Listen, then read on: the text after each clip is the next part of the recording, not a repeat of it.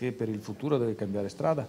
Beh, assolutamente sì, non è questa la strada che vogliamo, non è questa la qualità del servizio che i nostri concittadini si attendono. Intanto abbiamo applicato questa multa pari a 3 milioni e 6 che restituiamo agli utenti. Chi ha l'abbonamento mensile può chiedere per 2 mensilità lo sconto del 60%, che non è poco, mediamente si paga 50 euro abbonamento, se ne pagano 20, quindi uno sconto consistente, ma non solo per chi ha l'abbonamento mensile, ma anche settimanale, annuale e così via. E questo è, come dire, la restituzione in termini di rimborso ai nostri concittadini. Poi c'è l'altro messaggio, quello che Trenitalia ha stipulato un contratto di servizio, in questi ultimi tempi, in quest'ultimo anno ha allungato i tempi di percorrenza dei treni, quindi i treni arrivano, non solo non arrivano in orario, ma ci impiegano di più nell'arrivare alla meta. Questo non può passare inosservato e abbiamo